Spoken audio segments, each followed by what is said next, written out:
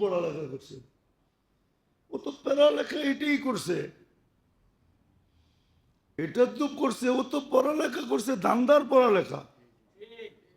1 টাকার বিল রে কিভাবে 100 টাকা বানান যায়, এই ধান্দার বিল পড়ালেখা করছে।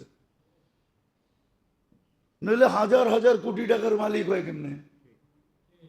বেতন মাত্র 1 লাখ টাকা।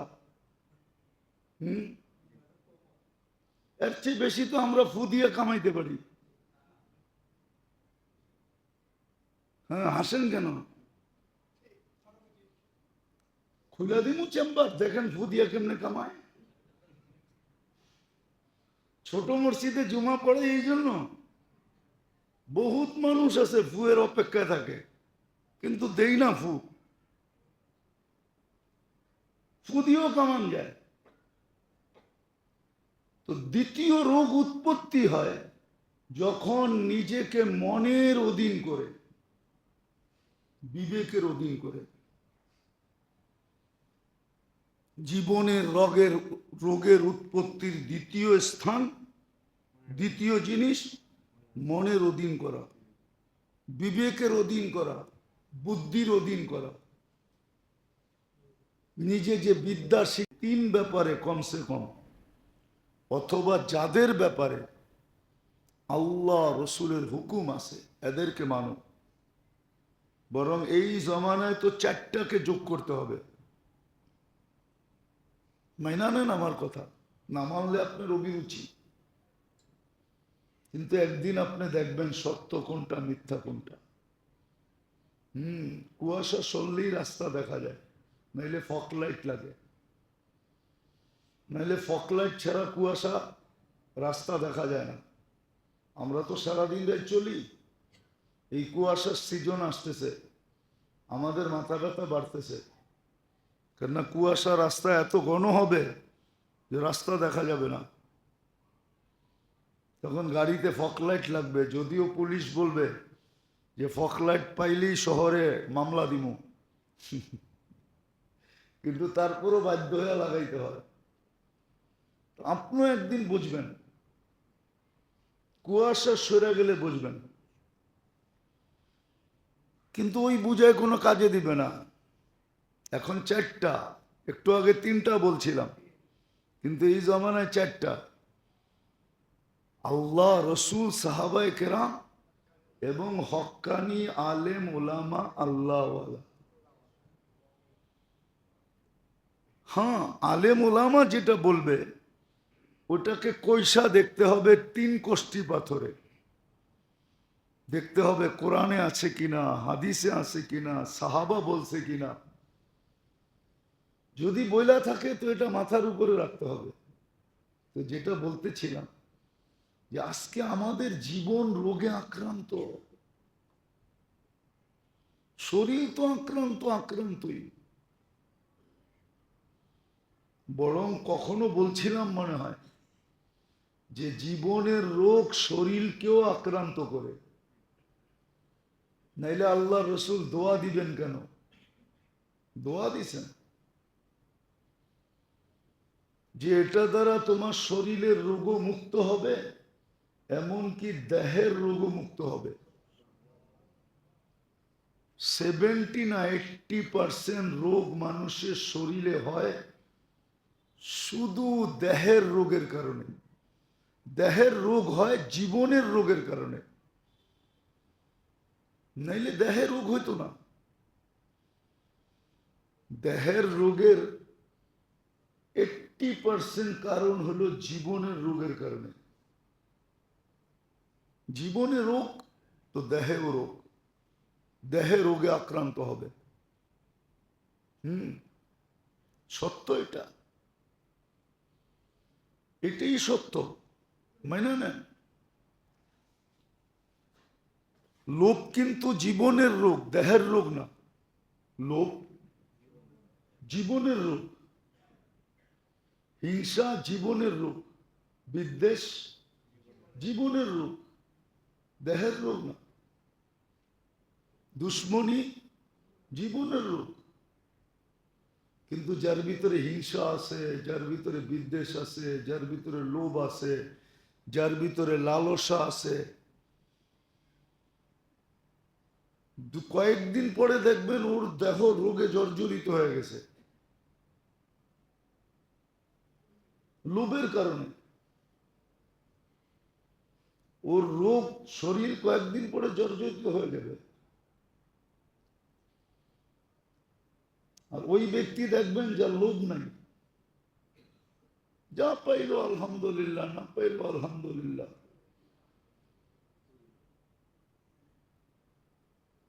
মানবে তো না কেউ, বলে বলবো। এই জন্য দেখবেন গরিবের জীবনে লোভ কম, কঠিন রোগ ওদের জীবনে কম। ধনীদের জীবনে লোভ বেশি। লোভ বেশি না? না বেশি না? শব্দটা যদিও খারাপ, লোভ বেশি। আরো হইতে হবে, আরো হইতে হবে। যে দেখেন বড় বড় রোগ ওদের বেশি। গরিব তো ফার্মেসির ওষুধ খেয়েই ভালো হয়ে যায়। কি? ওরা যা দেখবেন ফার্মেসির কাজ দিয়েও হাঁটে না, বড় বড় হাসপাতালে বুক দেওয়া আছে। গরিব তো কখনো 10 টাকা দিয়ে অসুখ ভালো হয়ে যায়, ঠিক না? আর ও দেখবেন 10 লাখ টাকা দিয়েও ভালো হয় না। আপনি অ্যানালাইসিস করেন আমার কথা, মিডিয়া তো যাবে সব কথা, চিন্তা করেন। ইয়াকিন যখন দুর্বল হয়, বিশ্বাস যখন দুর্বল হয় আল্লাহর উপরে, আল্লাহ রসুলের উপরে, সাহাবায়ে কেরামের উপরে, হক্কানি আলেম ওলামা আল্লাহওয়ালাদের উপরে, তখন কিন্তু অনেক কিছু তৈরি হয়, শত রোগ উৎপত্তি হয়। এটা হলো প্রথম। এখান থেকে জীবনের রোগের উৎপত্তি শুরু হয়। ইয়াকিনে যদি দুর্বল থাকে, হ্যাঁ কিতাবে আছে। এই জন্য সাহাবায়ে কেরাম আল্লাহওয়ালারা এটার উপরে খুব রট লাগাইছেন, বড় চেষ্টা করছেন এটাকে ঠিক করার জন্য, বড় চেষ্টা করছে। নাহলে আবু বকর সিদ্দিক রাদিয়াল্লাহু তাআলা আনহুর মতো মানুষ আল্লাহ রসুলকে জিজ্ঞাসা করতেন না, ইয়া রাসূলুল্লাহ, ইয়াকিন দুর্বল হলে যেই জিনিস হয় সেটা হলো সর্বপ্রথম ক্যান্সার পর্যন্ত পৌঁছে, ওটার দ্বারা শিরক হয়, শিরক। এটা হলো ক্যান্সার অথবা কুফর। আবু বকর সিদ্দিক রাদিয়াল্লাহু তাআলা জিজ্ঞাসা করছে, ইয়া রাসূলুল্লাহ,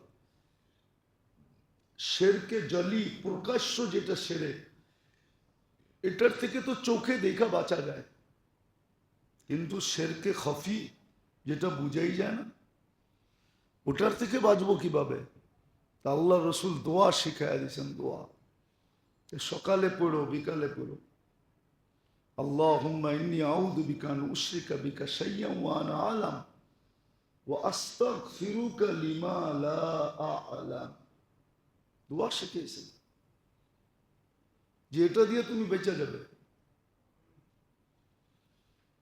এই জন্য আজকে যে আমাদের জীবনে রোগ, প্রত্যেকের জীবনে যে রোগ, নাইলে মনে করেন একটা কথা তো সুস্পষ্ট, এটা তো সুস্পষ্ট, আর দুনিয়া মাকসুম, তোমার ভাগে যা আছে তা মিলবেই মিলবে। যার কপালে যতটুক লেখা আছে অতটুক মিলবেই মিলবে। আর দুনিয়া মাকসুম, আর দুনিয়া বিত্তাকাদ্দুর, রুফিয়াতিল কলম জুফাতিল, রুফিয়াতিল আকলাম জুফাতিস সুহুফ। কুরআন বলে হুয়াল্লাযী খালাকাকুম সুম্মা রাযাকাকুম আল্লাহু হুয়ার রাজ্জাকু যুল কুওয়াতিল মাতিন ওয়া মা মিন দাব্বাতিন ফিল আরদি ইল্লা আলাল্লাহি রিজকুহা ওয়া ফিস সামাই রিজকুকুম ওয়া মা তুআদুন ফারাব্বুস সামাওয়াতি ওয়াল আরদি মিসলা মা আন্নাকুম তানতিকুন। সুস্পষ্ট তোমার দায় দায়িত্ব আমার উপরে। তো লুবি হয়তো হয় কি করে, ও তো বলবে লুবি হয়ে লাভ নাই, শুধু আমি ক্লান্ত হব, শুধু আমি, কেননা ওর বেশি তো মিলবে না যেটা আল্লাহ বলছে, আল্লাহ যা চাইছে। বাংলা একটা প্রবাদ বাক্য আছে, কথা আছে, যে যা ঘটছে তা ঘটার ছিল বিদায়ী ঘটছে। যা ঘটছে ঘটার ছিল বিদায়ী ঘটছে, যা ঘটে নাই তা ঘটার ছিল না বিদায়ী ঘটে নাই। সুস্পষ্ট বাংলায় লেখা আছে, এটার নামই একিন। একিনের দুর্বলতার কারণে আজকে জীবনে শত রোগে আক্রান্ত মানুষ। আল্লাহ রসুল সাল্লাল্লাহু আলাইহি ওয়াসাল্লাম সর্বপ্রথম এসে এটা ঠিক করছে। এটাকে জাগা মতে সেট করে দিছে। কিছু কাটা আছে, এটাকে যদি সেট না করেন তো ওটা খালি লড়তে থাকবে। কি ওটা খালি কি লড়তে থাকবে, আপনি লড়াইতে থাকবেন, ওটা খালি লড়তে থাকবে। কিন্তু যদি সেট করে দেওয়া হয় তাহলে আর কি করবে না, লড়বে না। আল্লাহ রসুল এসে প্রথমে একিন ঠিক করছে, কেননা এটা হলো জীবনের রোগের মূল উৎসর ভিতর থেকে একটা, 7-8টার ভিতরে একটা, যেটার থেকে শত রোগ তৈরি হয়। যদিও বাংলায় বলা আছে, প্রথমটা শিখছে শুনছে, শুধু এইটাই বিশ্বাস করে পরিশ্রমে ধন আনে, আগেরটা শিখে নেয়। পরিশ্রমে ধন আনতে পারে কিন্তু সুখ আনতে পারে না। পরেরটা লেখা আছে পুণ্যে আনে সুখ। সুখ আনতে হলে ধন লাগবে না, পুণ্য লাগবে। কি সুখ আনতে হলে ধন লাগবে না। এই জন্য 100-এ 100 ধনীরা কেউ হ্যাপি না, কেউ সুখী না। সত্য কাহিনী শোনাবো আপনাদেরকে, আমি কাহিনীতে বিশ্বাসী না। মজদুর আছে না, লেবার, কনস্ট্রাকশন লেবার, বিভিন্ন জায়গায় অনেক লেবার লাগে না, ওরা দেখবেন সকাল বেলা টিফিন কারি লইয়া কর্মস্থলে যেতে থাকে, ঠিক না? দুপুরে সবাই একসাথে বসে খায়, যে যেটা আনে ওইটাই খায়। এখন সবাই বৈশা খাইতেছে, তো ওদের ভিতরে একজন লিডার থাকে, ঠিক না? এটা কিন্তু শোনা, কানে শোনা কথা বলতেছি, অনেক আগে। ওই সময় তো এতটুকু পরিচিত ছিলাম না, কেউ চিনতো না। এখন তো রাস্তাঘাটে সবাই চিনে, মিডিয়ার যুগ। নেই যে রাত্রে বিছনায় যায় এই কথা ভাবে, একটু চিন্তা করে যে আমি তো খাটে ঘুমামো, বাবা জানি কোথায় ঘুমা। কবরে যে রেখা আসলাম, বাবা না জানি কোথায় ঘুমায়। আমি তো উচ্চা উচ্চা তোর সঙ্গে ঘুমাবো, হায় মা জানি কোথায় ঘুমায়। মা জানি কেমন আছে, একজনও ভাবি না। ঠিক আপনার বেলাও সন্তান ভাববে না, আপনি যদি না ভাবেন। আর এগুলা রোগের কারণে। আল্লাহ আমাদেরকে বুঝার তৌফিক নসিব করুন। ওমা আলাইনা ইল্লাল বালাগ। তো একটা আরেকটারে কইতেছে, বেটা গল্প করতে করতে, আমরা যার কাজ করি স্যার, ওর বাপে ওরে পড়ালেখা করায় একটা গাধা বানাইছে। তো সব দিয়ে কয় কেন, তোরা কি দেখোস না, সবই তো স্যারের বউ করে, সে খালি পিছে ব্যাগটা লয়া ঘুরে। তোরে পড়ালেখা করে এরকম বানাইলো কেন? কেন ওরে তো চালায় কে? আমাগো সামনেও তো মাঝে মাঝে ধমক দেয়, চুপ করো তুমি, বেশি বোঝো, তাই না? না মনে হয় রাগ হয়ে গেল কেউ কেউ, দেয় না? আমাগরটাই তো ভালো দেখোস না, সকালবেলা আসছি, রাত্রে ওইটা পাক করে দিছে, আবার বিকালে যামু, পানিটা রেডি রাখবো, গোসল করমু, পরিষ্কার হমু, পোলাপান গুলারে সরায়া বলবে তোর বাবা সারাদিন গায়ে খাইতে আসছে, একটু আরাম করতে দে, শরীরটা ভালো না থাকলে কালকে আবার যাবে কাজে কি কইরা। আমাগর ডি তো ভালো, রাগ হয় না, আমি কাউকে ইনসাল্ট করতেছি না,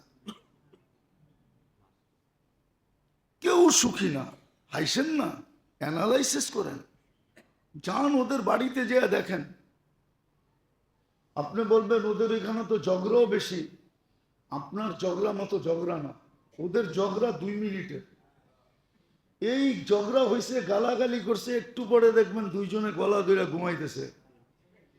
আর বড় লোকের ঝগড়া হইলো দুইজন 2 খাটে 2 কামরায়, এরকমও আছে, মাসের পর মাস, বৎসরের পর বৎসর স্বামী স্ত্রীর সাথে কথা বলে না, স্ত্রী স্বামীর সাথে কথা বলে না।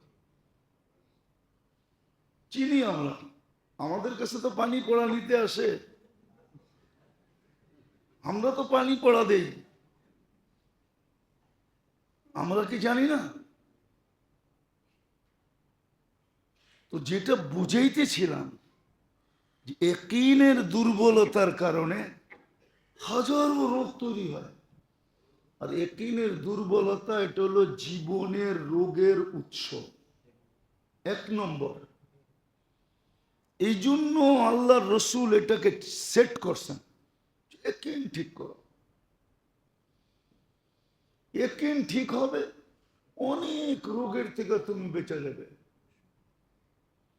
তুমি পাইলে বলবে আলহামদুলিল্লাহ, পাইলে বলবে আলহামদুলিল্লাহ, না পাইলে বলবে সাবার না, পাইলে বলবে শাকার না, শুকরিয়া আদায় করলাম, না পাইলে বলবে সাবার না, সবর করলাম। সত্য এটা, মানেন আমার কথা?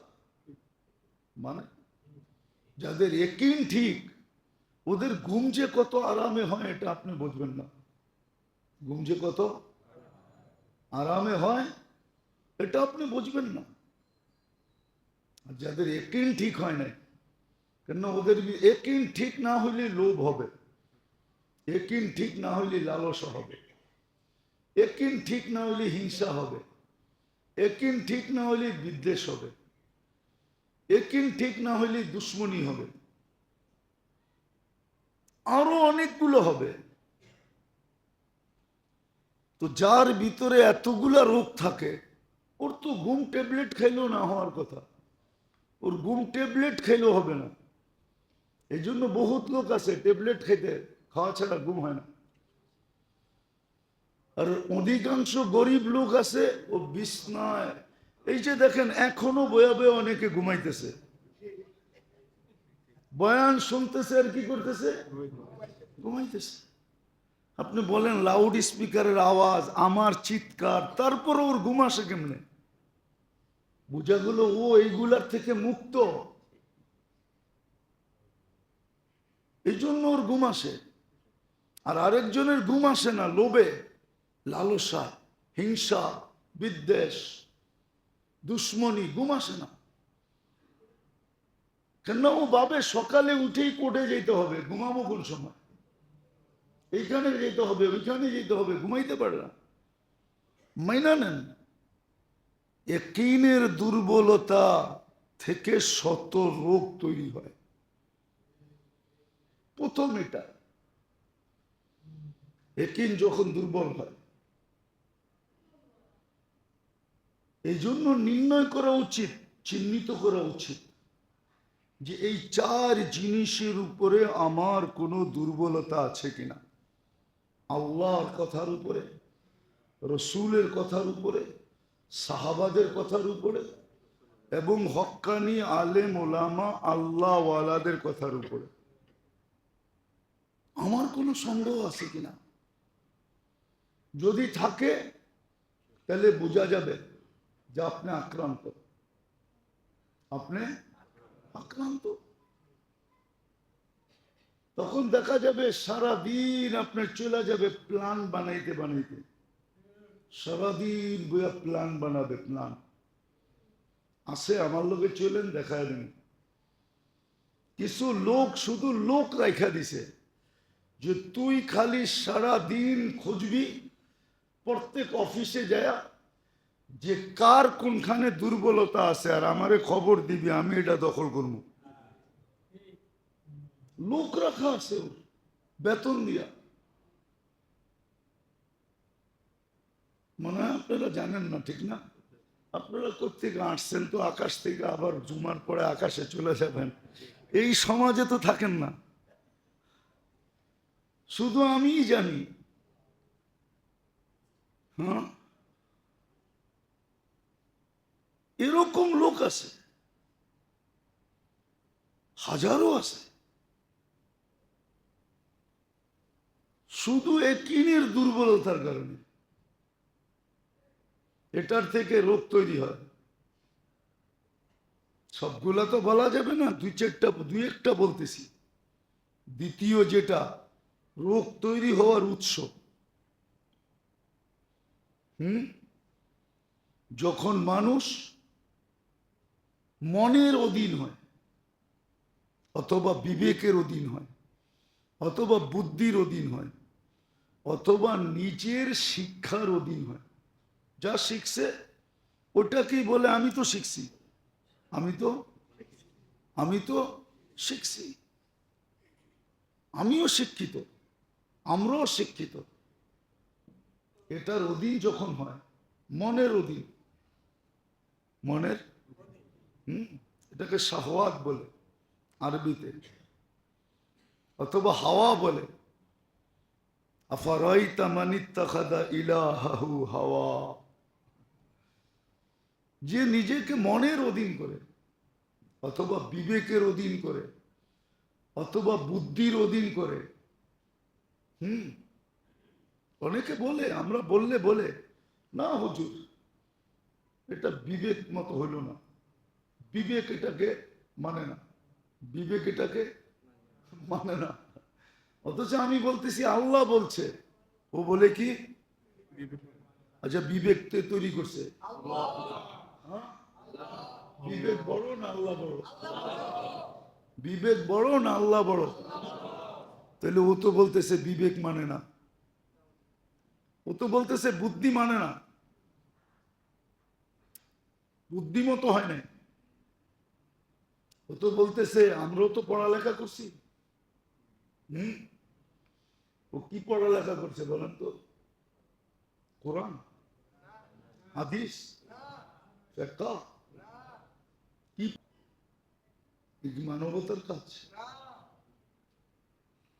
মানবতার কাজ তো না। কিন্তু সারা দুনিয়াই তো মানবতা বলে মেনে নিতেছে, ঠিক না? কি সারা দুনিয়া কি বলতেছে? ওরা শুদ্ধি করতে চাইতেছে। ওরা কি করতে চাইতেছে? শুদ্ধি। আমাদের দেশেও তো ছিল এরকমই, বললে তো কথা মিডিয়া চলে যাবে। করে ফাসাদ বলে কি আমরা শুদ্ধি করতেছি, করে ফাসাদ, আর বলতেছি কি কি করতেছি? শুদ্ধি করতেছি, শুদ্ধি করতেছি। এটার কারণ এটাই, এটার কারণই এটা। এই জন্যই প্রতিবেশী আজকে প্রতিবেশীর দ্বারা নির্যাতিত কেন জানেন? আচ্ছা বলেন তো, আমি বলছি, কালকেও বলছি, পরশুও বলছি, আমাদের দেশে মাদক কি গরিব মানুষ ঢুকায়? কারা? শুধু বড় লোক না, যারা হাই লেভেলের, এদের হাত ছাড়া তো মাদক ঢুকতে পারে না। ঢোকে কি করে? তো মানুষ হলো কোথেকে? হাজারো যুবকের জীবন নষ্ট করতেছে। রেহাব সেন্টার বাংলাদেশে যতগুলা, কয়টা আছে জানেন? এটা তো জানেন না। এক রেহাব সেন্টারে মাসে খরচ কত জানেন একজন লোক ঢুকাইলে? এটা তো জানেন না। ঢাকা শহরই রেহাব সেন্টার আছে, একটা ছেলেকে দিলে মাসে 60,000 টাকা দিতে হয়। হয়তো গ্রামগঞ্জে 8-10 হাজার টাকায় হয়, কিন্তু ঢাকা শহরে এরকম রেহাব সেন্টার চিনেন? মাদক নিবারণ সেন্টার, মাদক আসক্তি যারা, 60,000 টাকা দিতে হয় মাসে। জীবন তো গেছেই, মাদক ছুইলেও যৌবন চলে যায়, খালি ছুইলে, খাইতে হয় না, কেন এটা লানতকৃত। এটার উপরে আল্লাহর 100% লানত। এটা যে বহন করবে ওরও যৌবন থাকে না, যারা আনে ব্যবসা করে ওদেরও যৌবন নেই, ওদেরও যৌবন নাই, নাই যৌবন ওদের 100%। আপনি ডাক্তার দিয়ে চেক করান, স্বাভাবিক যৌবন নাই ওদের। আপনার যেরকম স্বাভাবিক আছে ওর স্বাভাবিক নেই। যে আনে, যে বহন করে, যে বিক্রি করে, যে হাত দিয়া নাড়াচাড়া করে, খাইলে তো কোনো কথাই নেই, নাড়াচাড়া করলেও যৌবন থাকে না। তো সব কিছু সৃষ্টি হইতেছে দ্বিতীয়টার কারণে। এটা হলো জীবনের রোগের উৎপত্তি স্থল। মন মতো চলা, বিবেকের অধীন হয়ে চলা, বুদ্ধির অধীন হয়ে চলা, বিদ্যার অধীন হয়ে চলা। আর একটা হাদিস মনে উঠলো, এই জন্য বলতেছি, আমাদের সমাজে তো শুধু যুদ্ধ ঘোষণা করে, মাদকের বিরুদ্ধে যুদ্ধ আছে, কিন্তু সমাধানের কোনো জিনিস নাই। মাদক যারা ব্যবহার করে, যারা বেচে কিনে ক্যারি করে লাড়াচাড়া করে, ওদের 7 জেনারেশন পর্যন্ত এই দুর্বলতা পৌঁছবে। হাদিসে আছে আল্লানাতু তাবলুগু সাবআম মিনাল ওয়ালাদ, এটা 7 জেনারেশন পর্যন্ত যাবে। কয় জেনারেশন? 7 জেনারেশন পর্যন্ত, 7 জেনারেশন পর্যন্ত পৌঁছবে। এটা লানতকৃত। আর আল্লাহ রসুলের আল্লাহর ওয়াদা, আল্লানাতু তাবলুগু সাবআম মিনাল ওয়ালাদ, 7 জেনারেশন পর্যন্ত এটার এফেক্ট হবে। তওবা করার পরেও, কেননা শরীরে একটা ঢুকা গেছে তো ঢুকা গেছে। এইগুলা সমাজে যে আজকে, এটা হলো জীবনের রোগ। মনের অধীন চলা, বিবেকের অধীন চলা, বুদ্ধির অধীনে চলা, আর নিজের বিদ্যার অধীন চলা। কোরআন হাদিসের বিদ্যা না, দুনিয়ার জেনারেল বিদ্যার অধীনে চলা। আর সবাই আমাদের কথা শুনে অনেকে, কিন্তু শুনা খালি হাসে। কি আরে মোল্লারা কই বই, মোল্লারা পারতাম যদি 2-1টারে কবর থেকে উঠাই না, এই যোগ্যতা যদি আল্লাহ দিত, তাহলে প্রত্যেক মহল্লার সবচেয়ে পুরান ব্যক্তি যে কবরে গেছে ওরে উঠাই না স্টেজে বসাইতাম। এইবার বলেন, আপনি বলেন যে মোল্লারা বলেই, মোল্লারা কি সত্য বলছে না মিথ্যা বলছে একটু শুনাইয়া দিয়া যান, তারপরে পাঠাইয়া দিতাম আবার কবরে। কিন্তু সুযোগ তো নাই। অনেকে শুনে আর এটাই বলে, হুজুররা বলবই, আর বেটা মোল্লাগো সব কথা শুনতে হয় নাকি? মাগো বিবেক বুদ্ধি নাই? বোঝা গেল আপনি রুগী, এই জন্য তো বিবেক বুদ্ধি বললেন। আপনার বলা উচিত ছিল যে দেখো হুজুরে কোরআন মতে বলে কিনা, হাদিস অনুযায়ী বলে কিনা, সাহাবাদের অনুযায়ী বলে কিনা, 3টার ভিতরে পাওয়া যায় কিনা দেখো। যেমন আবু হানিফা রহমতুল্লাহ আলাইহি বলছিলেন, আমার কথা যদি 3টার বিরুদ্ধে হয়, ইদা খালাফা কাওলি কাওলার রাসূল ওয়াস সাহাবা ফালকুহু আলাল জিদার, তাহলে পাহাড়ে ফিকা, দেওয়ালে ফিকা মারো। উচিত ছিল এটা, কিন্তু এখন মনের অধীন, বিবেকের অধীন, বুদ্ধির অধীন, বিদ্যার অধীন 100% আপনি লেখা রাখেন আপনি জীবনে রোগে আক্রান্ত, আপনি রোগী। এটা যদি শুদ্ধি না করলেন, চিকিৎসা না করলেন, চিকিৎসা হবে কিন্তু জাহান্নামে। লেখা রাখেন। হ্যাঁ, প্রত্যেকটা চিকিৎসার ব্যবস্থা আছে, প্রতিকার আছে, কিভাবে চিকিৎসা করবে এটাও আছে, কিতাবে লেখা আছে। বলবো ধারাবাহিকভাবে একটা একটার পরে একটা বলবো। এই জন্য আজকে এই দুটেই বললাম যে শুধু দেহে রোগ হয় না, জীবনেও রোগ হয়। দেহের রোগ বাহির করা অতি সহজ, জীবনের রোগ বাহির করা কঠিন। দেহের রোগ কোনো ছোঁয়াছে নাই, এটাই সত্য, কিন্তু জীবনের রোগ পুরাটাই ছোঁয়াছে, পুরাটাই মানুষের ভিতরে ছড়ায় যায়। পুরাটাই ছড়ায় যায়। লোভ শুধু তাকে ধ্বংস করে না, হাজারো ফ্যামিলিকে ধ্বংস করে। আছে, পেপার পত্রিকায় আছে, 100 জনকে শুধু ওনার রিসোর্ট বানাইতে হবে এই জন্য 100 জনের জীবন ধ্বংস করে দিছে। লোভের ঠিকা আছে, পেপারে আছে, পত্রিকায় আছে, মানুষের সামনে আছে। শুধু আমার লাগবে, এটাই লোভ, এটা আমার আমার কিন্তু কয়জনের যে রুজি রুটি যাবে এটা পাবে না।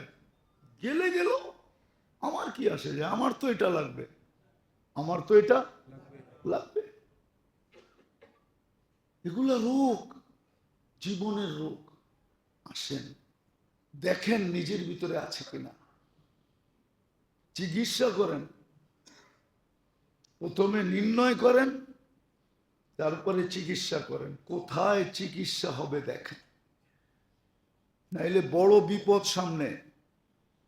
আমি তো বলি, আপনাদেরকেও বলি, এখানেও কেউ